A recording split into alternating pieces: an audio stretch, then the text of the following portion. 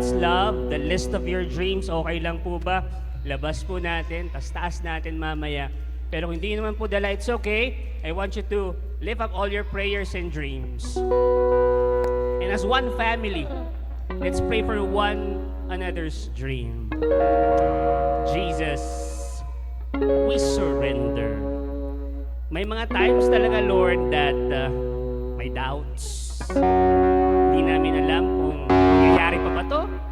Marireceive pa ba namin yung dasal namin? Mangyayari pa ba yung pangarap namin? Pero Lord, i-remind niyo po kami that you are sovereign. You are always in charge. You are the King of it all. And remind us always in this journey habang papunta kami sa promised land namin. Papunta kami sa mga pangarap na to. Papunta kami sa mga answered prayers na to. Remind us always na pinaka-importante, kasama namin ang blesser. Kasama namin kayo. Kasi habang hinihintay pa namin na naglalakbay kami papunta sa mga pangarap at dasal na to, alam namin, blessed na kami. That's why we are confident to declare that all our dreams will come true. In Jesus' name, amen and amen. Together we pray. Today I receive all of God's love for me. Today I open myself to the unbounded, limitless, overflowing abundance of God's universe. Today I open myself to God's blessings, healing, and miracles. Today I open myself to God's word so I become more like Jesus every day. Today I proclaim that I am God's beloved. I am God's servant. I am God's powerful champion. And because I am blessing the world in Jesus' name. Amen and amen. Welcome to Feast Dagupan! It's nice to be back. Na-miss ko kayo. Alam ko hindi niyo ako na-miss. Okay lang. Di wow, di ba? I was not here last week kasi po I was tasked to preach sa Feast Pampanga, our sister feast, kasi wala po yung feast builder nila. And they have an amazing attendees talaga. It's my third time preaching there last week. And amazing yung mga attendees nila, yung mga feasters nila. Pero alam nyo, tanong nyo kung ano, ibang-iba pa rin yung attendees at feasters ng Feast Dagupan. It's nice to be back home. I want you to go around, sabihin mo sa bawat isa, your home. Come on, for 30 seconds. Online, I want you to declare also your home. This is your home.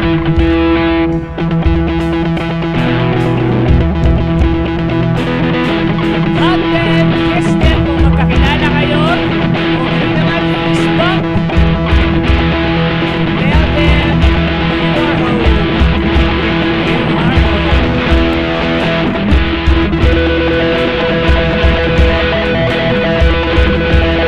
10 seconds, 10, 9, 8, 7, 6, 5, 4, 3, 2, 1. Let's give the Lord a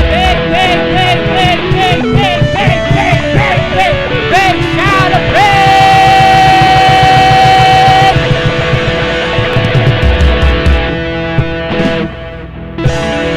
Amen.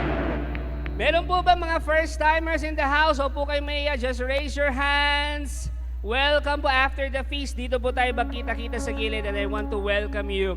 At meron po kaming ibibigay na regalo sa inyo. Kung okay lang po sa inyo, welcome ko lang din po yung mga online viewers natin sa Feast at Home. Maraming salamat. Also, thank you very much for your generosity. Kasi po kahit na virtual po kayong sumasama sa feast natin, you still give.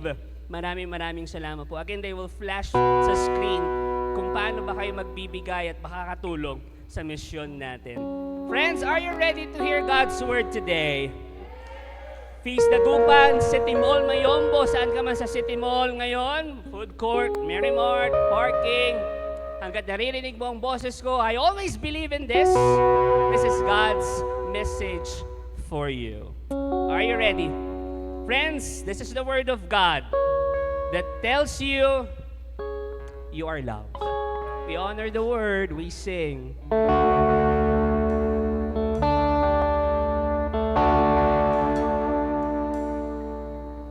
Thy Word is a lamp unto my feet and a light unto my path. Amen. We are still in our series. Anong title ng series natin? Who can lead us? It's a Bible study on the book of Joshua, Judges, and Samuel. Talk 2 is entitled, As for me and my house. Sabihin nyo nga, as for me and my house. Nasa second talk na po tayo ng book of Joshua. Last week, ang pinag-usapan po natin, you need to remember your... Makakalimutin talaga tayo. You need to remember your God moments. In times na may problema ka, remember those moments kasi hindi ka pinabayaan ng Diyos. And bago tumawid sila Joshua at yung mga Israelites sa Promised Land, yun yung sabi ng Diyos sa kanila, remember that I was with you. I was with Moses. And therefore, itatawid ko kayo. I will split the Jordan River tulad ng ginawa ko nung Tondaligan Beach. Red Sea. Diba? And actually, yun ang nangyari. Alam nyo, how I wish we can dive more to the exciting book of Joshua. Kasi po, ang daming magagandang kwento dyan. But due to the limited number of days and time, today, ang pag-uusapan lang natin ay yung central message. Sabihin nyo nga, central message. Yung central message ng book of Joshua. Yun ang pag-uusapan natin. Kasi po, next week, we are going to study the next book. At ano yun? Book of Judges. So next week, Book of Judges na po tayo. Alright? And nice ko pong mag-reflect tayo sa babasahin nating scriptural passage today. Ito po ay nasa bandang dulo na ng Book of Joshua. Nasa bandang dulo na siya. It's from Joshua chapter 24, verses 14 to 15. Joshua 24, 14, 15. Sabay-sabay nating basahin. So fear the Lord and serve Him wholeheartedly. Put away forever the idols your ancestors worship when they lived beyond the Euphrates River and in Egypt. Serve the Lord alone. Sabihin nyo nga, serve the Lord alone. But if you refuse to serve the Lord, then choose today whom you will serve. Would you prefer the gods your ancestors served beyond the Euphrates? Or will it be the gods of the Amorites in whose land you now live? But as for me and my family, we will serve the Lord.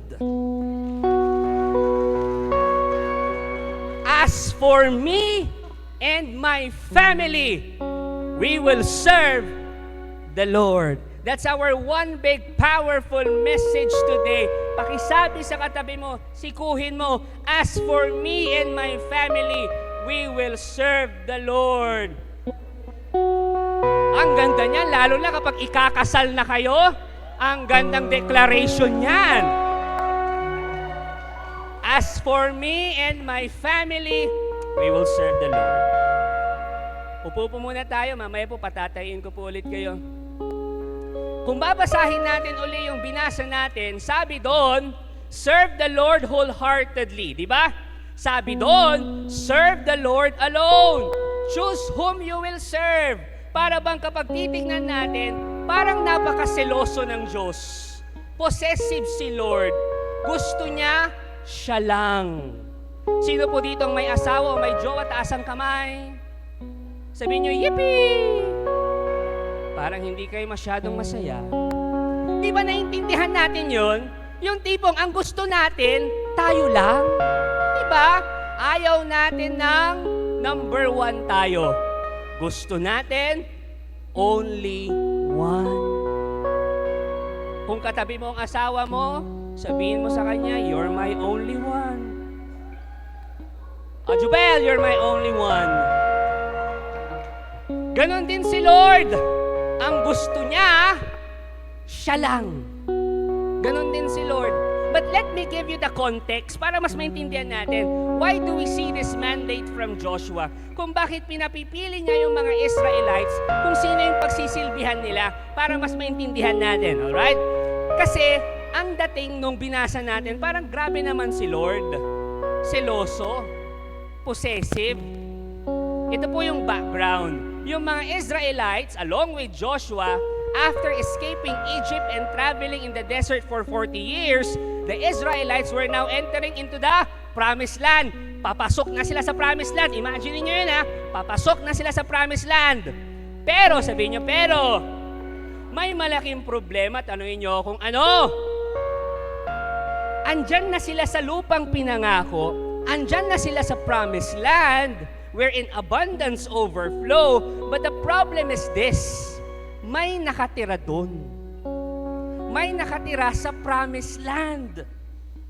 Na dapat doon sila. Sinong nakatira? Tanungin niyo kung sino. Mga Canaanites. Sabihin niyo nga, Canaanites. Sino ba itong mga Canaanites, Brother Bars? Ay, ang problema po sa mga Canaanites na yan, they were known for worshiping pagan gods. And they practice horrific rituals. Ay, grabe yung mga ritual ng mga ito. Brother Bars, ano yung mga ritual ng mga ito? Tulad ng human sacrifice and having sex with religious prostitutes. They were also known for violence and cruelty. Yan yung mga Canaanites. Yung theology nila, yung pagkakaalam nila tungkol sa Diyos, medyo problematic din. Kasi ang paniniwala nila, para masuyo mo yung galit na Diyos-Diyosan nila, para mabigyan mo ng luwag ng loob, pampalubag loob, yung galit na Diyos-Diyosan nila, ang kailangan daw nilang gawin, kailangan nilang magtapon ng sanggol sa apoy. Pakita natin yung picture. Ayan. Yan. Isa-sacrifice nila yung mga babies. Ipapasunog nila doon sa Diyos-Diyosan nila. Imagine ninyo yung mga anak ngayon. Kung may ingay kayo, tapos yan ang Diyos-Diyosan ng parents nyo, baka sunog na din kayo. Ito pa yung sick theology at paniniwala nila. To have an abundant harvest, para daw malaki at maramihan ng ani, para magkaroon sila ng masaganang ani, ang kailangan daw nilang gawin, to perform ritual sex with prostitutes in the temple of Baal and Asherah. Grabe, no? Sabihin nyo, grabe. Karumal-dumal yung mga practices ng mga Canaanites. Pero ito ang problema, itong mga Israelites, ay my goodness, itong mga Israelites na papasok ng Promised Land, when they enter the Promised Land, they were easily influenced by the Canaanites. Pokmaro sila. Alam niyo yung pokmaro? Marupok. Tingnan ang katabi kong pokmaro. Marupok sila kasi na-impluensyahan sila ng mga Canaanites na nandoon. Imbes na sila ang magtanggal, yung mga Israelites, ng maling belief system ng mga tao doon, tsaka yung culture, sila ang nabiay. Tingnan ang katabi, BI ba yan? Hindi BI yan. Kasi kasama mo siyang nag-feast. Siya ang nagdala sa'yo sa feast, my goodness naman. Kaya GI yan. Good influence. Sabihin mo, thank you. So anong nangyari? Eto na. Nung dumating yung mga Israelites doon, sila ang na-BI. They ended up mixing and matching their belief with Yahweh, with God, along with the pagan practices of Canaanites. Pinaghalo-halo nila. Kaya naman, makikita natin nung Exodus time pa lang, ang commandment na ng Diyos, number 1 talaga, you shall have no other gods before me. Now the question is this, why does God hate false gods? Why does He wants us to serve Him alone? Bakit? Insecure ba si Lord? Ayaw ba niyang mag-share ng limelight sa iba? Gusto niya siya lang? Gusto ba niya sa kanya lang lahat ng atensyon? Ano ang sagot sa mga tanong na yan? Tanong niyo kung ano? Hindi. Kasi ang bababaw ng mga rason na yun. My answer is this. Ask me what? God is God. Tandaan niyo yun. God is God. God does not need our worship. God does not need our service because God is God. But God wants to protect us from the false gods.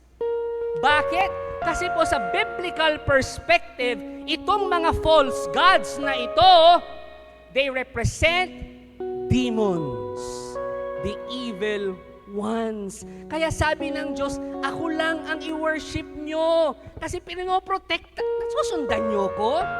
Kasi pinoprotektahan ka niya from the evil ones, from the false gods. Here's the truth. Worshipping false gods will destroy us. God wants you to worship Him alone because false gods will destroy you. Charan! Wala pa. Sino po dito ang mga magulang? Taas ang kamay. Magulang, parents. Thank you very much. Palakpakan naman natin yung mga parents natin. Parents! Di ba sinabi nyo sa mga anak nyo na don't talk to strangers? Di ba? Bakit nyo sinabi yon? Para ba wala silang ibang makilala? Di ba hindi? Sinabi nyo yon para proteksyonan nyo sila kasi hindi lahat ng strangers maganda ang intensyon. Am I making sense? Here's the truth. The Lord wants us to worship Him because false gods will destroy you, but God wills the best for you. Ang gusto niya yung pinaka makakabuti sa'yo. So Joshua is asking, who will you serve? Yun na yung tanong ni Joshua. Who will you serve? And here's a wonderful thing about serving the Lord. Ang ganda nito about serving the Lord. Tanong niyo kung ano. Si Lord, hindi kanya pipiliting mag-serve sa Kanya. Walang pilitan. He won't force you to believe in Him. He won't force you to worship Him. He won't force you to obey Him. Ayaw mong maniwala sa Kanya, atheist ka, okay lang. Hindi ka pipilitin ng Diyos. Kaya nga ang ganda ng invitation ni Joshua, anong sabi niya? Will you serve false gods or will you serve the Lord? Sabi niya, sabi ni Joshua, kasi kung ayaw niyong mag-serve kay Lord, edi wag. Basta ako, as for me and my family, we will serve the Lord. Mga kapatid, palapakan niyo si Lord. Mga kapatid, the mere fact na nandito kayo, actually, it's a declaration. You are telling the Lord, sinasabi niyo sa Diyos, Lord, as for me and hopefully kasama mo ang pamilya mo and my family, we will serve you. We will serve you. Do you want to serve the Lord forever? Be ready. Because when you serve God, you can't help but continue to receive Him, His goodness, and the good life He has to offer for you. I invite everyone to please stand. Let's pray. Jesus, today, we want to thank you for protecting us from false gods. Minsan kasi talaga, marami kaming false gods sa buhay namin. Trabaho, money, position. yung mga addictions namin, yung kasalanan namin, sila na ang nakahari sa amin, Lord. But today, thank you for reminding us that we need to worship you alone. Hindi dahil seloso ka. We need to worship you alone because you are protecting us from evil. Thank you, Jesus. Grant us the grace to really worship you together with our family. In Jesus' name, amen. We sing to the word.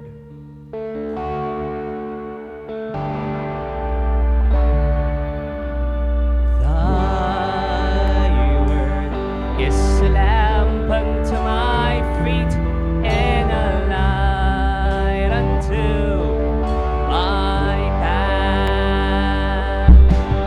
Thy word is a lamp unto my feet and a light unto my path. Amen. Let's give the Lord a big hand. At habang papaupo po kayo, pakisabi sa katabi mo, as for me and my family, we will serve the Lord. And to continue our talk, get ready. You will be blessed more by my co-preacher for today. Please open your hearts and be ready for God's message and blessings. Let's call in. Let's give a warm face, tagup, and clap and welcome to our Brother Marlo Sinlao. Thank you, brother. Hallelujah. Praise you, Jesus. God is here. Amen. God is here. Amen. Amen. So let's talk about the big elephant in the room. No? Ready na ba kayo? Pag-usapan? No? Kung babasahin natin yung libro ni Joshua, sino nakabasa na rito ng Book of Joshua? Meron ba? Kahit konti lang? Yan. Very good. Okay. So kung babasahin natin yung Book of Joshua, you will actually be shocked. No? Masashock kayo. Because the book of Joshua is about war, violence, no? And cruelty in its stories. And grabe, you know, in the past 2,000 years, so from now, flashback tayo 2,000 years, there were kings, generals, no? Generals, kings, priests, pastors, who used or misused Joshua, no? Yung message ni Joshua.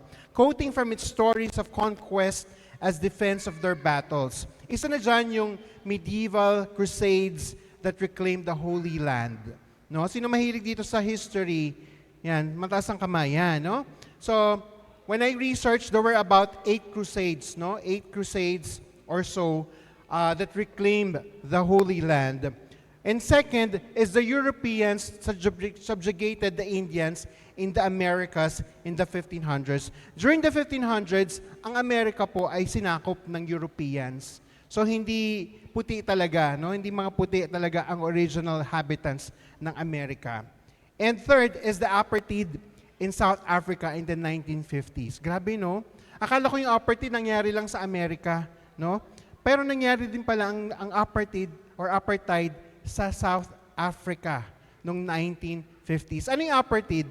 This is actually a discrimination, a separation of the white, of the colors, no? The white and the blacks, no?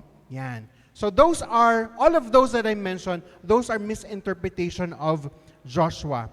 Now, let's answer 2 disturbing questions, no? 2 disturbing. Nako, disturbing, no? Are you ready to be disturbed? Yes. Okay. Number 1 question. Did genocide really happen in Joshua? Ano ibig sabihin ng genocide? Genocide ay yung buburahin, no? Lahat ng mga tao, lahat ng mga kung anumang creature na nandun, buburahin or papatayin, no? Nakakapangilabot talaga yung mga verses dito sa Book of Joshua where Israel killed the entire tribe. It's revolting. An example of this is from Joshua chapter 6, verse 21. Basahin natin. They completely destroyed everything in it with their swords, men and women, young and old, cattle, sheep, goats, and donkeys. Sa ibang translation ng Bible, they actually even use the word edge of their swords. Edge. Bakit yung edge? Ano yung edge? Yung pinakadulo, no? Kasi yun ang pinaka-deadly, no? So ganun siya ka-brutal, no? But the question is, how can a loving God do that? No? Mapapatanong tayo, bakit naman ganun? Can a loving God do that kind of cruelty? And why is this even in the Bible? Yun ang sasagutin natin mamaya, no? The second question is that we're going to try to answer today is that why fight neighbors instead of loving them? Sino may mga kapitbahay dito? Mga best friends ang kapitbahay. Yan, di ba? No, hindi ba sila pwedeng, ang tanong is, hindi ba sila pwedeng mag-coexist ng matiwasay, ng walang pag-aaway, ng walang bangayan, no? Hindi ba ang pag-label sa mga tribo as evil is simply a justification? Ganun tayo, di ba? We try to justify things kahit na hindi mabuti, kahit na masama or kasalanan, we try to justify, no? How can Israel kick out tribes who were dwelling there for thousands of years? Kagaya nung pagsakop ng Europeans sa Amerika, yung original inhabitants there, the Indians, the American Indians were there for thousands of years already, pero bakit sila pinaalis? 3,000 years later, move forward tayo, no? Flash forward tayo. 3,000 years later, tignan natin, hindi ba ito rin ang nangyayari ngayon sa pagitan ng mga Israelis or Israelites and Palestinians sa Gaza? Sino nakapanood ng mga balita about that, no? The war in Israel and Palestine sa Gaza. Let's answer them one by one. Question number 1, balik tayo doon. Did genocide really happen? Nangyari ba talaga ang genocide? No? Now, first, let me say this again. When we are reading the Bible, you don't use the modern eyeglasses, no? But we read the ancient writing using the ancient eyeglasses, no? Pag tayo nagbabasa, wag natin basahin siya ng yung ngayon, yung modern, no? Basahin natin siya using the ancient o yung panahon na yon, no? Second, ang Biblia naman ay hindi naman siya nahulog lang galing kalawakan na parang bulalakaw. Hindi lang basta-basta bumagsak yan, no? The biblical authors were actually geniuses who wrote using a specific literary form, no? Literary form within their culture. So, alisin muna natin yung scenario, yung modern, magbalik tanaw tayo noon ng panahon na yon, ano?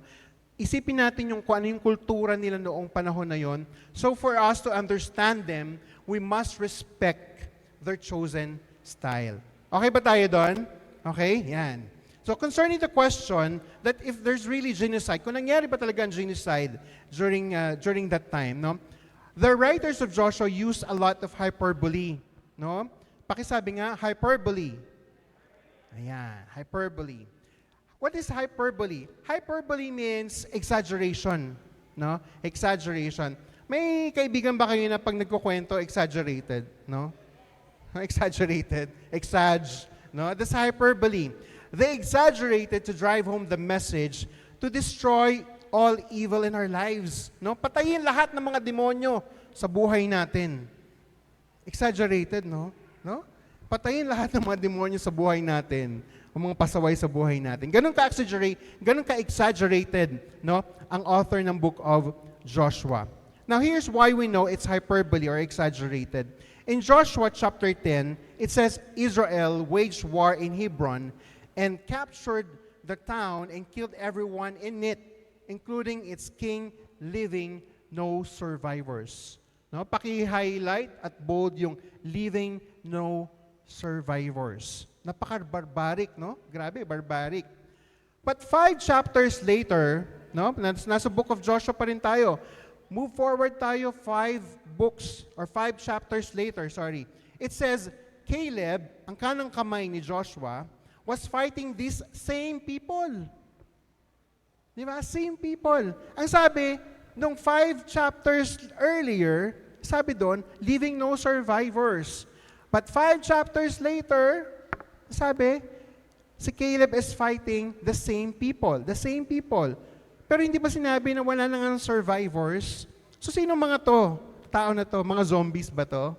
Di ba? Mga zombies ba ito? And if genocide wasn't being done, all this battle is still horrible. No? So, ibig sabihin, exaggerated. In-exaggerate na leaving no survivors. Pero, sabi nga, 5 chapters later, Caleb was fighting the same people. No? Question number 2. Why fight their neighbors? Hindi ba ang lahat naman ng tao ay ginawa ng Diyos na pantay-pantay, equal? We are all created as equal in God's image. Agree ba kayo doon? Pakitingnan nga yung katabi, kung kamukha ng Diyos yan. Amen. Di ba? But why is God siding in with one tribe and casting out the other? Here is the answer. We do not base our entire theology, we don't base our entire theology on only one part of the Bible. The Bible, kung titingnan natin ang Biblia, it is a long epic story. It's like a giant jigsaw puzzle. Sino mahilig magbuo dito ng mga puzzles? Jigsaw puzzles, crossword puzzles, no? Yan, with many pieces. And Joshua is actually just one piece of the jigsaw puzzle. No? Isang piece lang siya doon. So we don't base our entire theology just on that part. No? All throughout the Bible, both the Old and New Testament, God calls us to love our neighbors. Pakisabi sa katabi, uy, love your neighbor daw.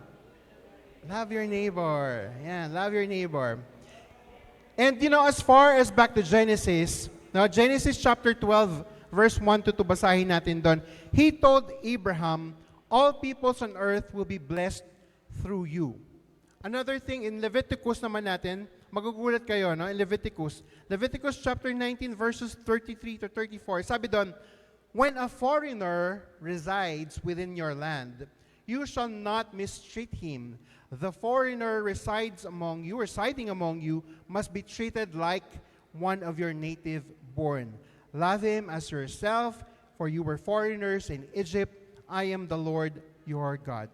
Pag may bagong kapitbahay kayo, ang ginagawa nyo ba doon? Pag may bago kayong lipat na kapitbahay, sinasabi nyo ba sa kanila, oy, nauna kami dito, kami ang bida. Hindi ba? Hindi. Di ba? Welcome them. Yung iba pa nagbibigay pa ng welcome gift. Nagbibigay pa ng welcome gift.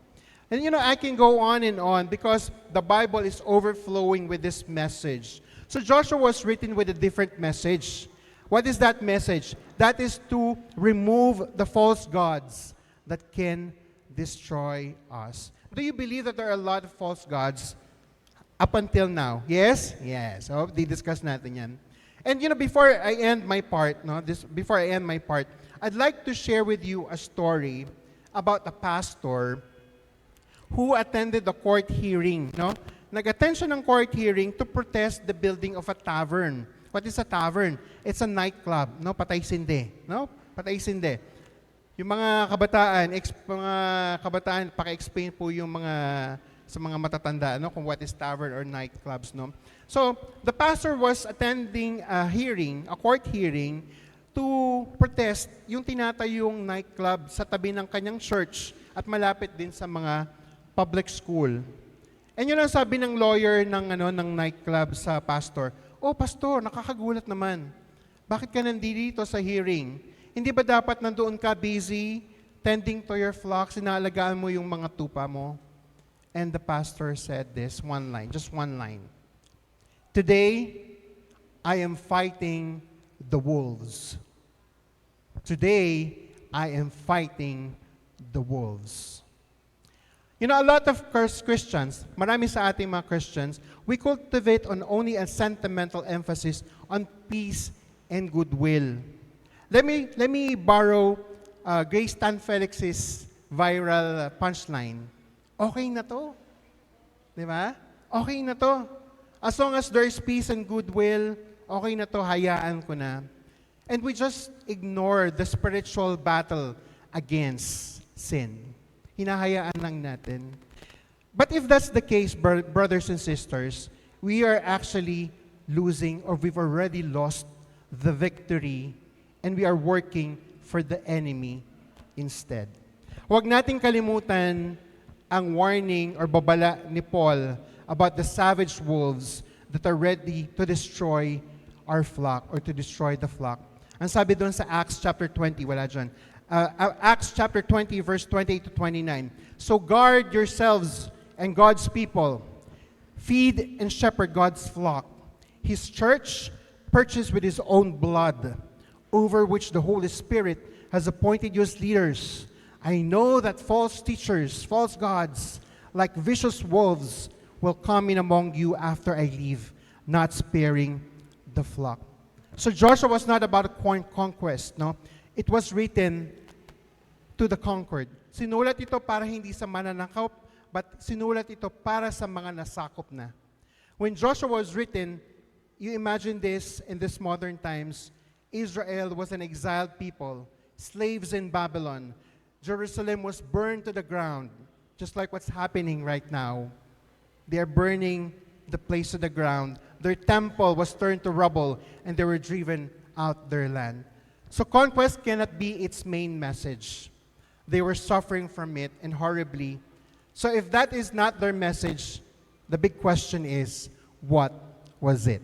And yun ang sasagutin ni Brother Boris Lumibaw. Amen. Hallelujah. Praise to Jesus. Let's give a big hand to Brother Marlo. Again, if you have friends in Urdaneta and nearby towns, we have a small feast there every Saturday sa Silver Spoon, bro, right? 3 p.m. Silver Spoon. 3 p.m. It's 2 p.m. Okay. We have a small feast there. Kung may kakilala kayo, please invite them there and make that feast grow. Every Saturday po yan. Alright? Again, our one big powerful message is this: as for me and my family, we will serve the Lord. Pakisabi uli sa katabi mo, as for me and my family, we will serve the Lord. Sabi ng ibang, haba-haba ng one big powerful message ngayon. Ganun talaga. Tungkol saan ang Book of Joshua? Ano ang main message ng Book of Joshua? Bakit siya sinulat?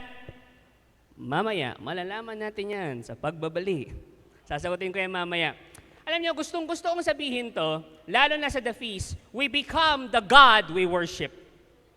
We become who we worship. And if we worship false gods, we open ourselves to evil, and evil turns us into monsters. I want you to absorb that. Now, let's continue Joshua. Last week, we discussed how God helped Joshua and the Israelites crossed the Jordan River. Naalala nyo? Di ba? Yan yung last week. Makakalimutin talaga tayo. Okay. He parted the Jordan River, parang nung ginawa niya sa Red Sea dati. Now, eto na tayo Papunta na tayo sa next na kwento. After crossing the Jordan River, as they were about to enter the walled city of Jericho, papasok na sila sa Jericho, city of Jericho. In short, Jericho City. Okay? Tapos may walls yan. Nung papasok na sila, ito pong nangyari. And this is the focus na. And this is the central message of the book of Joshua. Huwag niyong palagpasin to. Look me in the eye. This is the central message of the book of Joshua. Basahin natin. Now, when Joshua was near Jericho, he looked up and saw a man standing in front of him with a drawn sword in his hand. Joshua went up to him and asked, "Are you for us or for our enemies?" Stop tayo doon. So imagine niyo yun sila Joshua, andun na sila. Nakatawid na sila sa Jordan River okay na. And then when he looked up, he saw a man, and this man, he looked different. Bakit niya tinanong kung kakampi ba siya o kaaway? Kasi yung nakita niyang lalaki, hindi kamukha ng mga Israelites. Hindi rin kamukha ng mga kalaban niya. Bakit? Kasi ang itsura nito is definitely a commanding presence. And according to biblical scholars, eto na, pakinggan nyo to. Yung taong nakita, yung lalaking nakita ni Joshua, he could be an angel or he could be God. Pwedeng angel, pwedeng Diyos yun, according to biblical scholars. Now, that's why, eto na, when Joshua asked, "Are you for us or for our enemies?" Sinong kakampi mo? Kami ba o yung kalaban namin? Alam nyo, na-shock siya sa sagot ng Diyos, nung lalaki. Ang ina-expect ni Joshua ito, nung tinanong niya yon, "Hi Joshua, akong bahala sa inyo.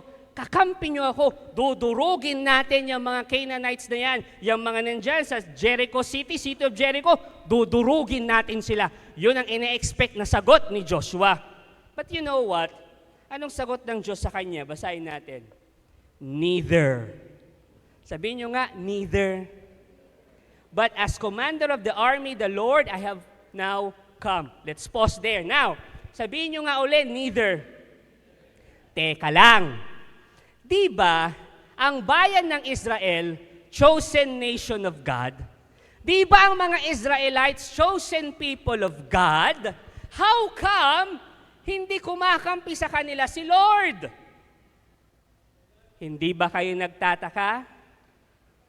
Bakit sabi ni Lord, wala akong kakampihan? Hindi ba dapat kampi si Lord sa kanila? Kasi chosen people of... Nasusundan niyo yung punto ko? Imagine this, ha? Laking PBA po ako. Okay, mas PBA ako kaysa NBA. Laking PBA po ako. Laking Barangay Hinebra po ang team ko.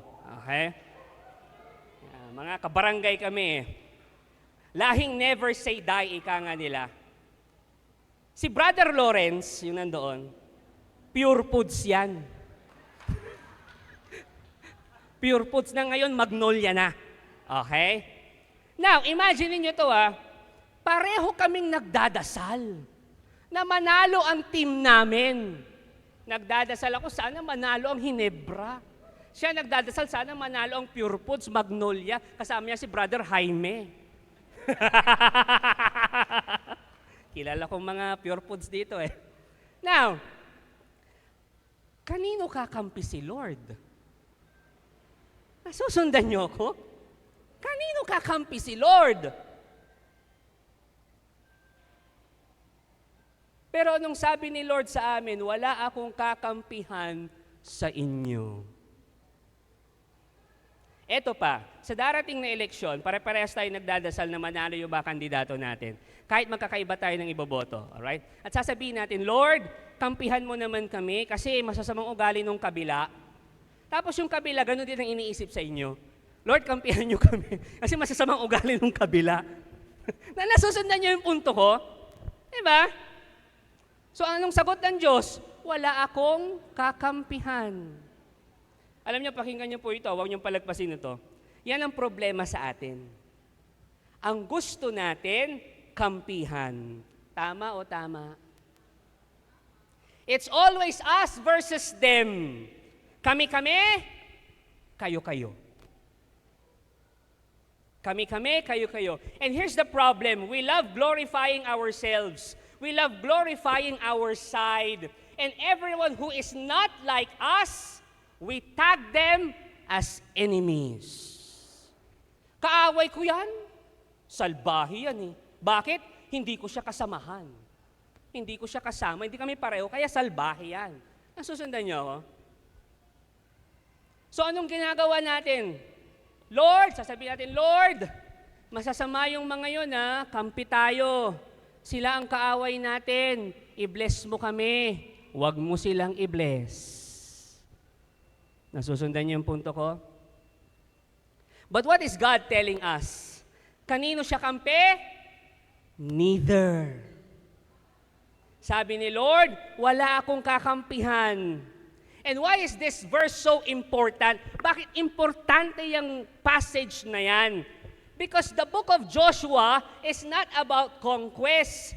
It's not about the battles or wars. The book of Joshua is not about us versus them. The book of Joshua is not about the good guys, Israelites, versus the bad guys, Canaanites. Kung hindi tungkol sa mga yon ng book of Joshua, tungkol saan, Brother Bars, ang book of Joshua? Tanungin niyo ako tungkol saan? Are you ready? This is powerful. Huwag niyong palagpasin to. The book of Joshua is this. Joshua, the book of Joshua, is not about whether God is on Israel's side, but whether Israel is on God's side. I want you to absorb that.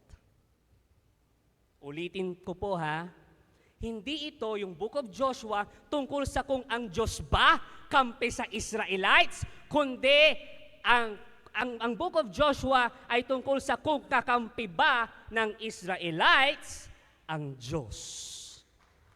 I want you to absorb that. Magkaiba yun. Sino po sa inyo ang may problema o kaya may pinagdadaanan, taas ang kamay? Marami pong salamat for being honest. Allow me po to tell you this. Kung may problema kayo, the question is not about, is God for me? The question, am I for God? Mas nagets nyo? Magkaiba yun eh.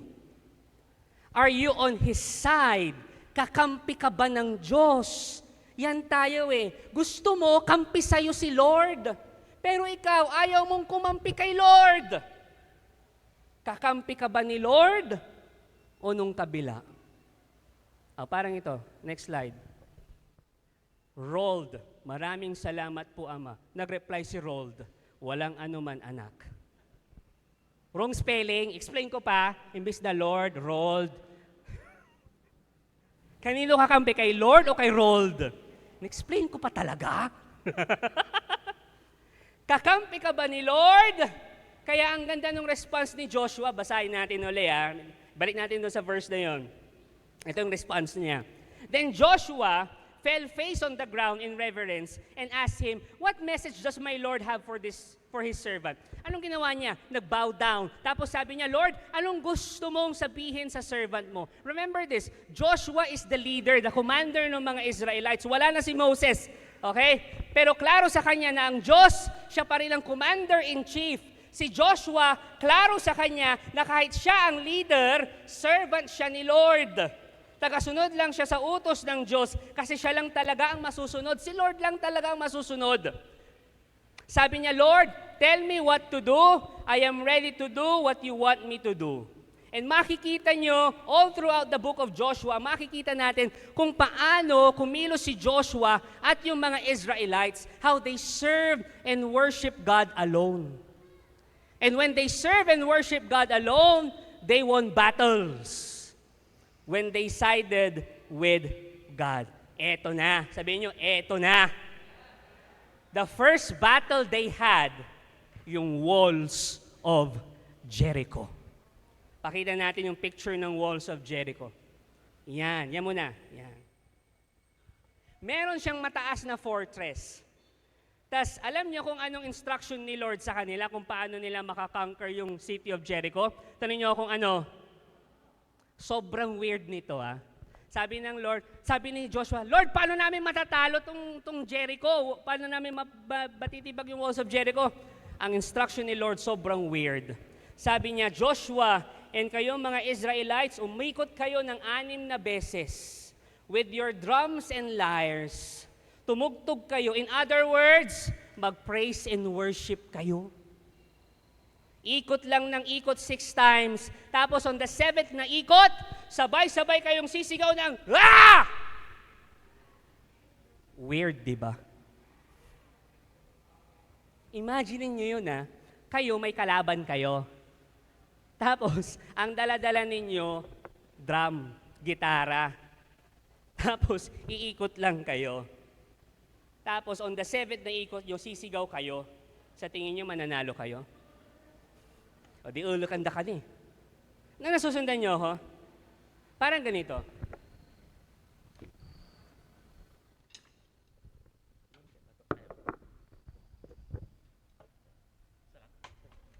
Si Joshua, sabi niya, "Lord, paano kami mananalo sa mga taga-Jericho?" Sabi ni Lord, "Dalhin mo yung tambol mo, tapos umikot ka sa walls of Jericho." Talaga ba? Anong ginawa ni Joshua?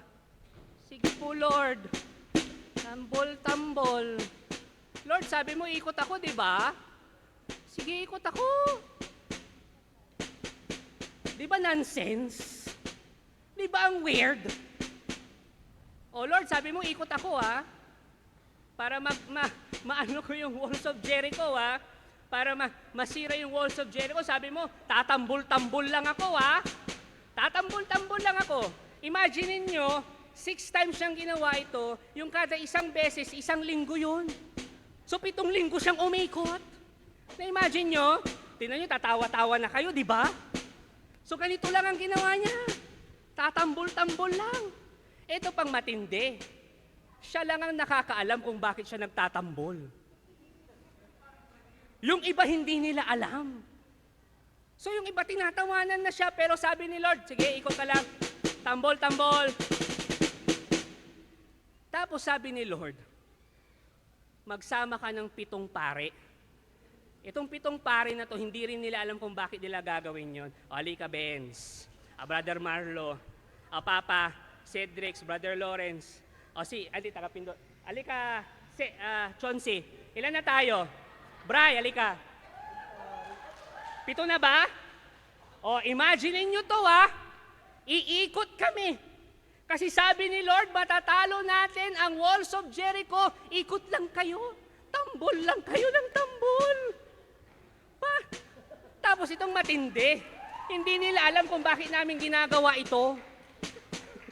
Ganyan lang. Ikot kami. 6 times. Diba? Gagawin namin to. Buong linggo. Dito na tayo sa City Mall. Ito lang.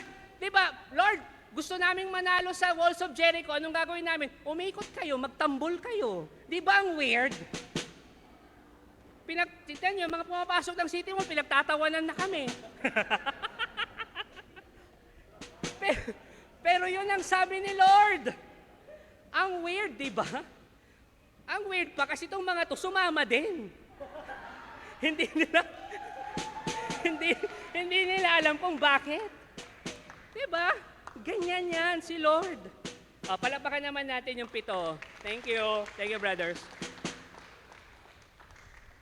So, imagine niyo yun Ang weird. Salamat, bro. Ang weird, tsaka nonsense. Tama? Nonsense yung pinapagawa ni Lord. Pero alam nyo, eto na. Sabihin nyo, eto na. Pagod akong kakaikot Nung ginawa nila yon, eto na. Ang nangyari, there were no weapons, no force, just singing and shouting. Pagkasigaw nila, the walls of Jericho fell down. It was a miracle from the Lord. Panalo sila. Anong mensahe nito? Pakinggan nyo mabuti ito. Huwag niyong palagpasin ito You want some victory sa buhay ninyo? Listen to this. Victory comes not by force, but by submission to God. Kahit na feeling mo nonsense, kahit na feeling mo ang weird,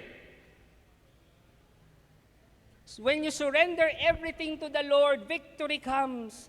Do you have battles?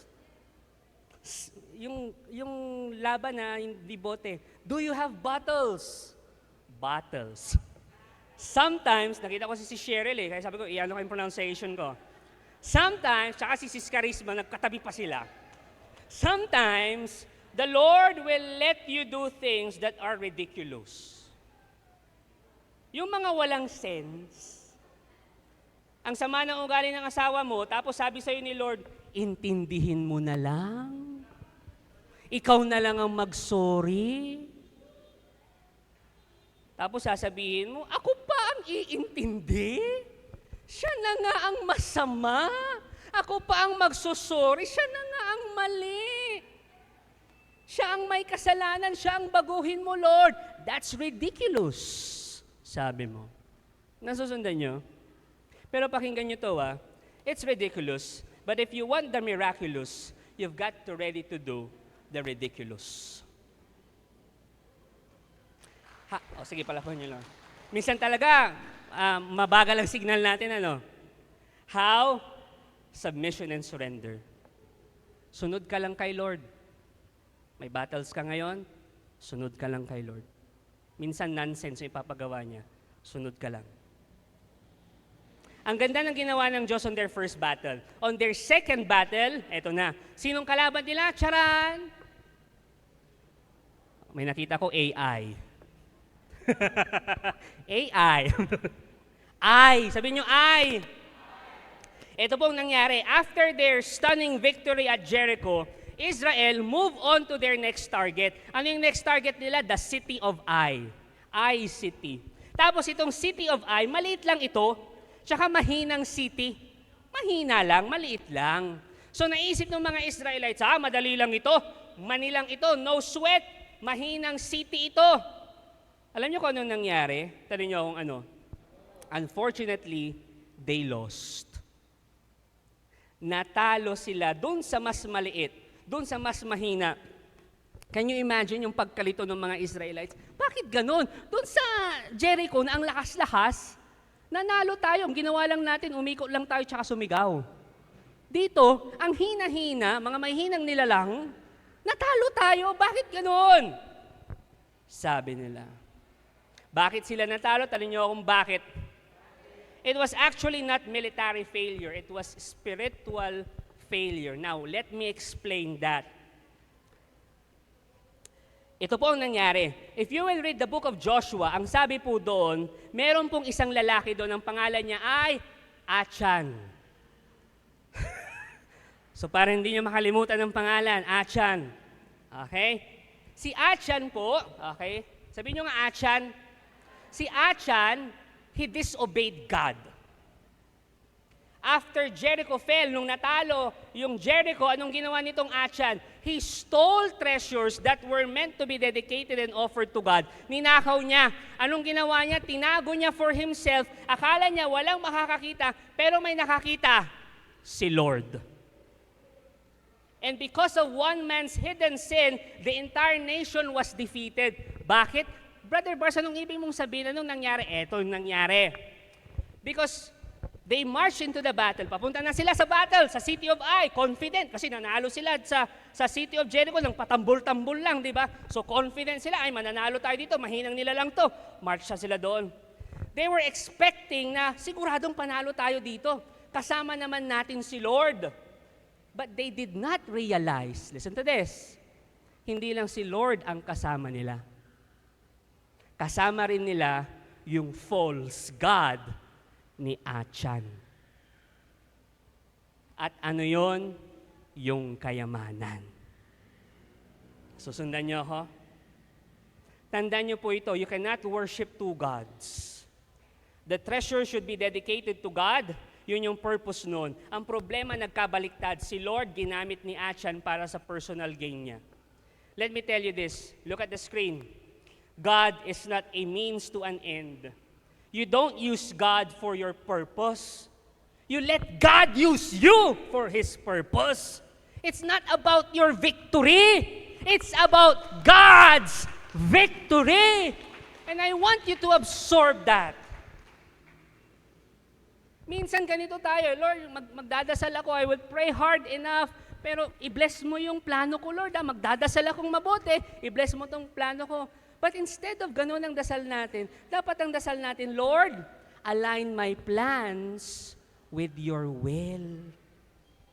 Hindi yung si Lord ang mag-a-adjust. Ikaw ang mag-a-adjust. Next slide tayo. Sige ba? Sige ba? Binuksang ni Bebang ang mahiwagang bote. May lumabas na genie. Sabi ng genie, you have one wish. Bebang, gusto kong gumanda. Genie, buksan mo ang bote. Bebang, gaganda na ba ako? Genie, hindi. Babalik na lang ako sa bote. Ang Diyos, hindi genie. Ang Diyos, gusto natin kasi, oh Lord, gusto ko to Di ba ganyan tayo minsan? Ginagawa mong Diyos ang genie. Ginagawa mong genie ang Diyos. Ang Diyos, hindi lucky charm. I repeat, the question is not, is God on my side? But am I on His side? Ang tanong ay hindi kung kampi ba sa'yo ang Diyos, kundi kakampi ka ba ng Diyos. How can we win our battles? Sundan natin yung sinabi ni Joshua. At the end of his life, Joshua stood before the people one last time. A leader scarred by war, withered by age, gathered the tribes at Shechem and delivered his final words. Final speech na ni Joshua to. Ano yung final speech niya? Isang hamon, isang warning, isang choice.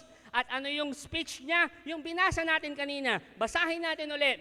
Joshua 24:14-15. So fear the Lord and serve Him wholeheartedly put away forever the idols your ancestors worship when they lived beyond the Euphrates River and in Egypt.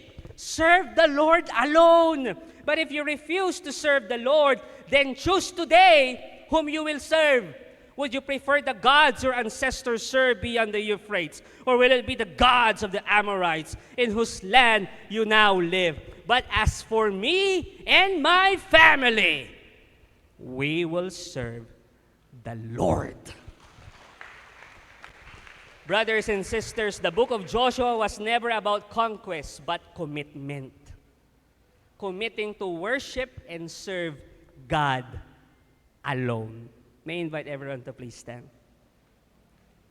Again, sabihin mo ulit sa katabi mo, as for me and my family, we will serve the Lord. Allow me to end with this. Sabihin nyo nga, Joshua.